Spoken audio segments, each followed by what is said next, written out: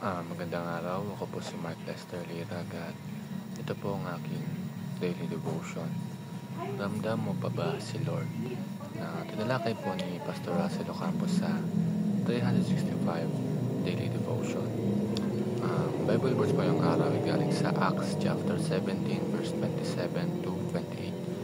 Sabi po ay, that they should seek the Lord, if haply they might feel after him and find him, though he be not far from every one of us.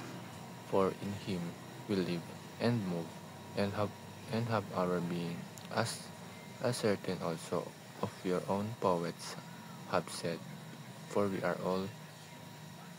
are also his offspring. Ngayong araw ay ramdam mo pa ba si Lord? Sa sobrang daming nangyayari sa paligid, ay minsan ang hirap maramdaman ng presensya niya. Pero ang totoo ay hindi siya malayo. Immanent ang Diyos. Ibig sabihin, ang Diyos ay malapit. Hindi siya detached. Hindi siya nanonood lang mula sa malayo.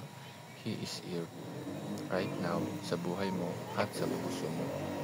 Ibig sabihin ng immanence ay yung active na presence ni God sa bawat parte ng universe. Lalo na sa buhay natin mga tao.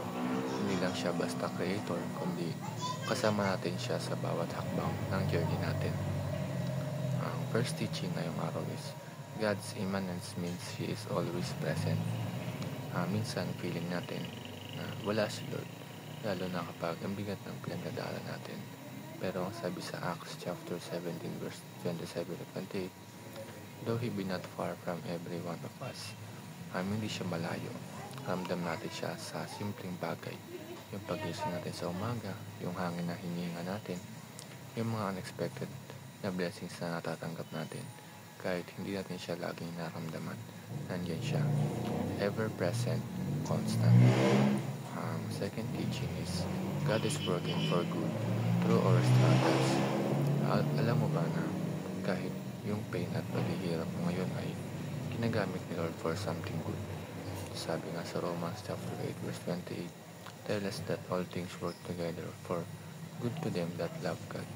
Hindi mo natin agad pakita yung reason, pero dahil immanent siya, alam natin na may ginagawa siya. He is not just watching from a distance. He is with us in the storm. Sumasabay siya sa iyak mo. Nasa tabi mo siya habang lumalaban ka. At ang last teaching is, God invites us to live in communion with Him. Hindi lang gusto ni Lord na maramdaman natin siya. Gusto niya na makasama tayo. Hindi sapat na alam lang natin na nariyan siya. Gusto niya tayong kausapin, i-guide at samahan. He wants relationship, not just religion. Kaya nga sinabi ni James, sabi nga sa James chapter 4 verse 8, draw near to God and He will draw near to you. Kung lalapit tayo sa Kanya, mararamdaman natin lalo ang immanence niya. Yun lamang po.